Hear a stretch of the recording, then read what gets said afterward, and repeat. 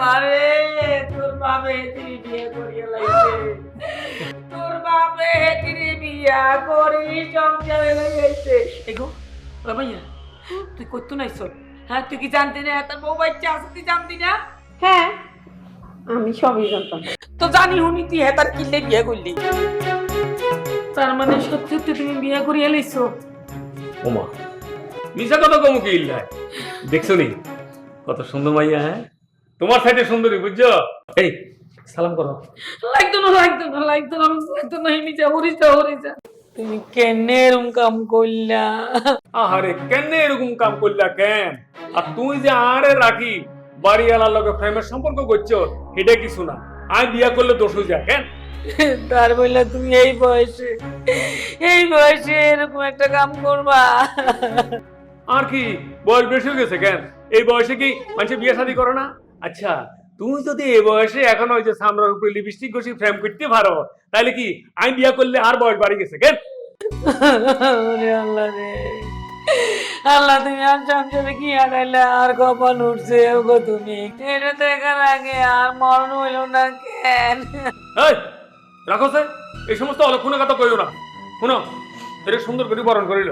তুমি কি করে ভাবলা? হ্যাঁ আই এই ডাইনিরে বরণ করে লইম, বাচ্চা তো শত্রু লোক এরকম শত্রুতামি করে না, এই ডাইনি কেন বরণ করে লইম? আচ্ছা ঠিক আছে, তোমার বরণ কোন লাগতো না, তোমার মাইয়ারা ডাকো। খবরদার এই বাপ মুখে আমার মাইয়ার নাম তুমি লইবা না, তোমার লাগা আমার মাইয়া মইরা গেছে আজকে তাইকা।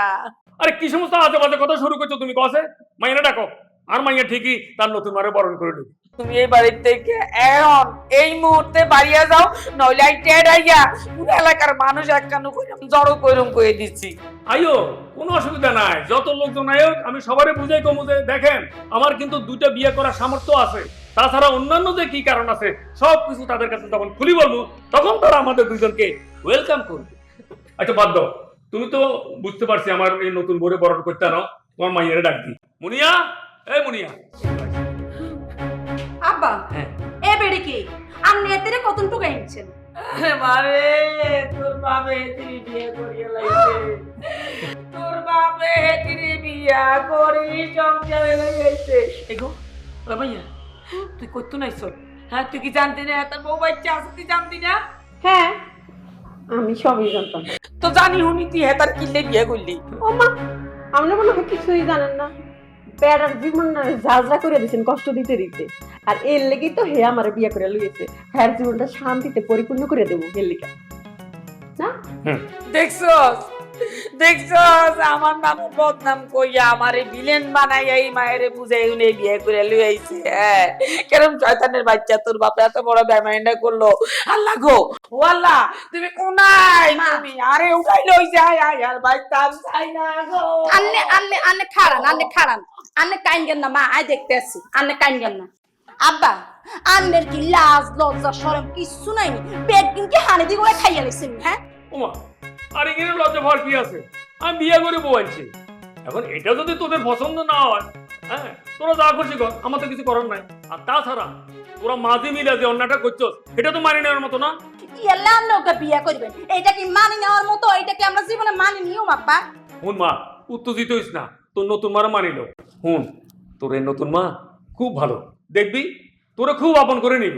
লাগতো না আঙ্গুর আপন করি নেন, হেতি যদি ভালো হইতো হেতি আমার কাছে বিয়া বইতো নি। ও নাই আর মামা কাইলগা ধরি আনে আর আই মুখের মধ্যে সুন কালি কথা কান্দি বাড়ি নাইলে তো মানুষ আমরা দেখে সি সি সি সি সি সি এই শরমে আমরা আছে থাকুন কেন?